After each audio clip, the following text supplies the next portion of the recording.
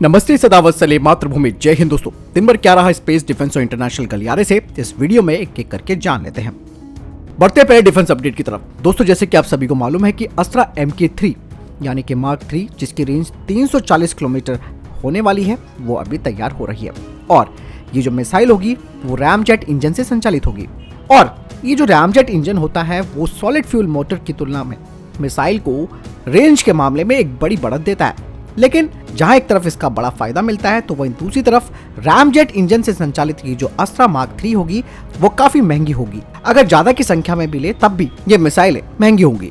ऐसे में दोस्तों DRDO ने एक विचार बनाया और इसका एक अल्टरनेटिव यानी कि इसके विकल्प पर काम करना शुरू किया, जिसमें कि रेंज तो बड़ी हुई होगी और इस मिसाइल की कीमत भी कम होगी। DRDO अब मल्टीपल्स प्रोपेलेंट रॉकेट मोटर को तैयार कर रहा है जो 3 पल्स सिंगल मोटर होगी और ये मिसाइल को एक लंबी दूरी प्रदान करेगी और इससे मिसाइल की जो पर यूनिट कॉस्ट होती है वो भी कम होगी।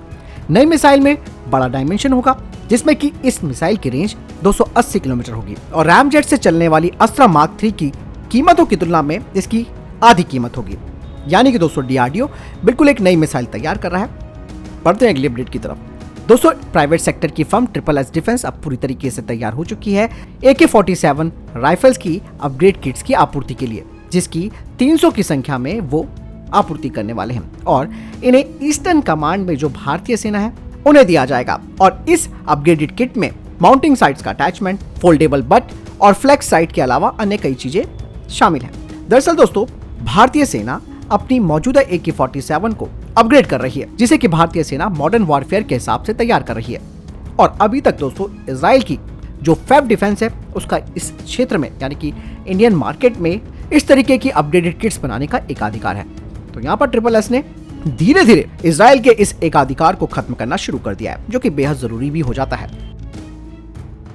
बढ़ते अगली अपडेट की तरफ। दोस्तों, भारतीय नौसेना की तरह ही भारतीय कोस्ट गार्ड भी अपनी क्षमताओं को बढ़ा रहा है और कल के डिफेंस अपडेट में मैंने आपको इस बात की जानकारी भी दी थी कि इंडियन कोस्ट गार्ड C295 का मैरीटाइम जो वर्जन है उसे खरीदेगा।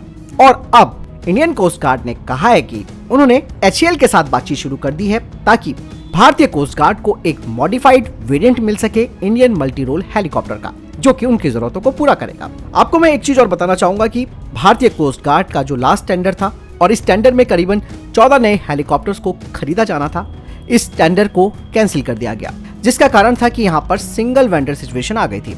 लेकिन अब इंडियन कोस्ट गार्ड की योजना है कि वो विदेशी हेलीकॉप्टर्स को खरीदने के बजाय HAL के साथ मिलकर एक कस्टमाइज्ड वेरिएंट को तैयार करेगी, जो कि इंडियन मल्टी रोल हेलीकॉप्टर पर आधारित होगा। बढ़ते अगले अपडेट की तरफ। दोस्तों, भारतीय नौसेना का विचार है कि वो एक जेटी को लीज पर लेगी चेन्नई में एक प्राइवेट पोर्ट पर, जहां पर वो अपने 2 में से एक एयरक्राफ्ट को तैनात करेगी। यानी कि ईस्टर्न सी पोर्ट पर एक एयरक्राफ्ट कैरियर तैनात रहेगा जो कि चीन की गतिविधियों पर नजर रखेगा। वहीं भारतीय नौसेना के अधिकारियों ने कहा कि जो हमारा INS विक्रमादित्य है वो दिसंबर से ऑपरेशनल हो जाएगा और जो INS विक्रांत है वो 2023 के मध्य से ऑपरेशनल हो जाएगा। बढ़ते अगले अपडेट की तरफ। दोस्तों, रक्षा मंत्री राजनाथ सिंह ने आज फ्रांस के रक्षा मंत्री सेबेस्टियन लेकोर्नु के साथ देश की राजधानी दिल्ली में चौथी भारत फ्रांस वार्षिक रक्षा वार्ता की सह अध्यक्षता की है। आपको मालूम है कि फ्रांस के रक्षा मंत्री इन दिनों भारत की यात्रा पर हैं। इस बातचीत के दौरान दोनों ही मंत्रियों ने रक्षा संबंधों, आतंकवाद की रोकथाम, हिंद प्रशांत क्षेत्र में समुद्री सुरक्षा और आत्मनिर्भर भारत नीति के अनुरूप औद्योगिक और प्रौद्योगिक साझेदारी सहित कई मुद्दों पर चर्चा की। इसके अलावा फ्रांस के विदेश मंत्री ने विदेश मंत्री S जयशंकर के साथ भी मुलाकात की है। बढ़ते हैं अगली अपडेट की तरफ। दोस्तों, पंजाब की पुलिस ने एक ऐसे व्यक्ति को गिरफ्तार किया है जिसके पास करीबन 8 चीनी पिस्तौलें, 2 किलोग्राम हेरोइन और 60 गोलियां मौजूद थी और इन हथियारों को पाकिस्तान ने ड्रोन के जरिए भारत में भेजा था। पंजाब पुलिस के मुताबिक आरोपी की पहचान हो चुकी है और साथ ही पंजाब पुलिस ने कहा कि उनके पास इस बात की पुख्ता सूचना थी कि ड्रोन के जरिए पाकिस्तान से हथियार और गोला बारूद, इसके अलावा ये जो मादक पदार्थ है उनकी तस्करी की जाएगी। पुलिस ने बताया कि ड्रोन ने शुक्रवार को भारतीय क्षेत्र के अंदर अपनी खेप गिरा दी थी और फिर इस व्यक्ति ने इसे बरामद कर लिया। यहाँ पर दोस्तों सबसे खास बात यह है कि चाइना की बनी पिस्तौलें भारत में भेजी जा रही है जिनका इस्तेमाल ये आतंकवादी कर रहे हैं। और ये चीज दोस्तों बहुत बड़ी टेंशन है कि चोरी छिपे इस तरीके के हथियारों की तस्करी हो रही है। हालांकि मामला पुलिस ने दर्ज कर दिया है और कार्रवाई शुरू कर दी है। बढ़ते हैं अगली अपडेट की तरफ। दोस्तों, भारत और मलेशिया संयुक्त सैन्य अभ्यास हरिमो शक्ति 2022 की शुरुआत हो गई है और ये सैन्य अभ्यास 12 दिसंबर तक चलेगा। भारतीय सेना और मलेशियाई सेना के बीच ये एक वार्षिक प्रशिक्षण कार्यक्रम है जो 2012 से आयोजित किया जा रहा है। रक्षा मंत्रालय के अनुसार इस सैन्य अभ्यास का उद्देश्य जंगली इलाके में अलग अलग अभियानों की योजना और इंटरऑपरेबिलिटी क्षमता को बढ़ाना है। आपको बता दें कि इसमें भारतीय सेना की गढ़वाल राइफल्स रेजिमेंट और मलेशियाई सेना की रॉयल मलय रेजिमेंट के सैनिक इस अभ्यास में भाग ले रहे हैं। इस अभ्यास में दोनों ही सैनिकों के बीच जंगली इलाके के अलग अलग अभियानों की योजना, उनका निष्पादन और जंगल युद्ध में अनुभवों को साझा करना है। यानी दोस्तों, इस एक्सरसाइज के जरिए दोनों देशों के बीच संबंध और ज्यादा मजबूत होंगे और साथ ही रक्षा सहयोग में भी बढ़ोतरी होगी। बढ़ते हैं अगले अपडेट की तरफ। दोस्तों, सशस्त्र सीमा बल ने पश्चिम बंगाल के दार्जिलिंग जिले में भारत नेपाल सीमा पर 2 अवैध घुसपैठियों को गिरफ्तार कर लिया है। दरअसल इनके पास जो आधार कार्ड, पैन कार्ड और ड्राइविंग लाइसेंस था वो सारे नकली थे। शुरुआती जांच में पाया गया कि 2 लोगों में से एक न्यूजीलैंड का निवासी है। गिरफ्तार किए गए दूसरे शख्स की पहचान बांग्लादेशी निवासी मोहम्मद नूरुल इस्लाम के रूप में हुई है। हालांकि एसएसबी की कर्मियों ने उन्हें स्थानीय थाने में सौंप दिया है और ये दोनों ही अवैध घुसपैठी एक स्थानीय दलाल के माध्यम से अपने जाली भारतीय पहचान दस्तावेज अपने पास रखे हुए थे। स्थानीय पुलिस ने फर्जी दस्तावेज बनाने में शामिल लोगों की तलाशी अभियान भी शुरू कर दिया है।